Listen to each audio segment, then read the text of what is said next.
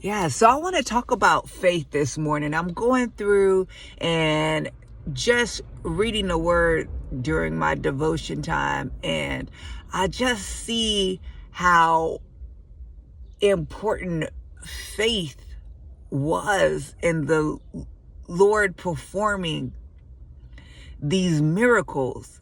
It's a constant theme that comes up. Let's talk about a few of them. So we look at the centurion and how he came to Jesus asking for help. And Jesus is so impressed with his faith because the Lord is like, I'll go to you. Let's go. He's like, nah, you don't have to. You just say it right here and I know it's done. So Jesus is so impressed with his faith, but he says, listen to this, go, let it be done as you believed. So then we get a little further and we look at Jairus and we look at his daughter, how he comes to Jesus and is like, see, I know what the situation looks like. My daughter is dead, but I believe if you come and you touch her, she will live. You see, he believed. So when he believed, when Jesus went to his house, there were people that did not, because the Lord had went in and said that she's not dead, she's asleep. And they laughed at him. So he had to put them out because they just didn't have the faith that was required for the Lord to do what he needed to do. But when he removed those people that lack faith, and due to Jairus' faith, he was able to perform a miracle and the girl lived. Look at the woman with the issue of blood. Jesus says, take heart, daughter. He said, your faith has healed you. I want to look at just one more. And there was a blind man that came to him. And he said, do you believe that I'm able to do this? Do you believe that I'm able to do this? He said, yes, Lord. Then he touched the eyes and said, according to your faith, let it be done to you.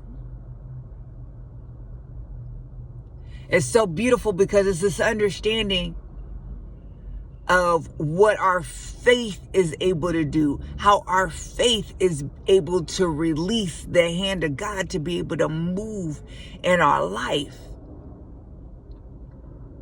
Just the power of belief that the Lord can, that the Lord will, that all I need to do is trust and believe in the Lord to move my life. And he will move in my life according to my belief, according to my faith. So I just want to ask you, where is your faith at? Where is your belief at? Where is your hope at? You see, when we understand the power of faith, we understand why the devil comes to attack your faith.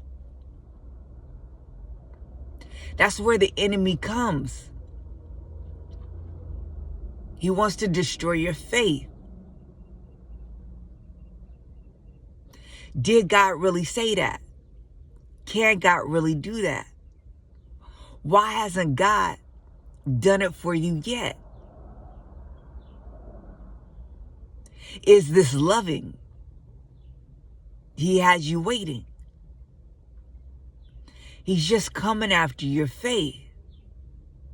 Because it's the faith, it's the belief that the Lord can, that pleases him. Ooh, look at Enoch and his faith and what his faith did. His faith pleased the Lord. He walked with God and the Lord took him. What are you wanting God to do? What are you desiring for God to do? See, many of y'all are just simply relying and hoping and believing for God to do what he told you he would do. God, you gave me a word. You gave me a promise. You told me XYZ. I'm just believing for it. Your word tells me what you will do for those who believe, for those who love you, for those who seek you diligently, for those who put your kingdom first. I simply believe. See, anything contrary to that belief and faith that you come across, any thought, any feeling, any emotion you have that chips away at that faith, you got to know that's the enemy. He knows the power that resides in your faith. You hear that over and over in scripture.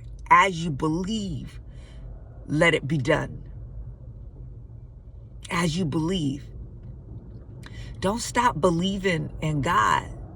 Don't stop your faith in what God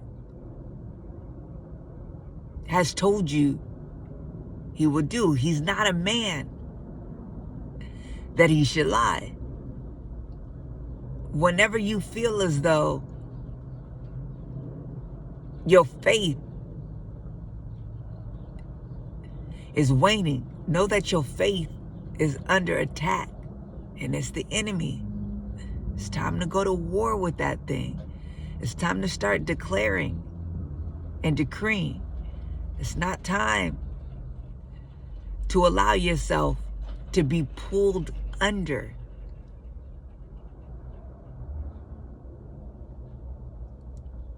By the enemy's attempts to kill, steal, and destroy what God is doing in your life. Protect your faith. Protect your hope. Know the schemes of the enemy. He's coming for your faith. Don't let him.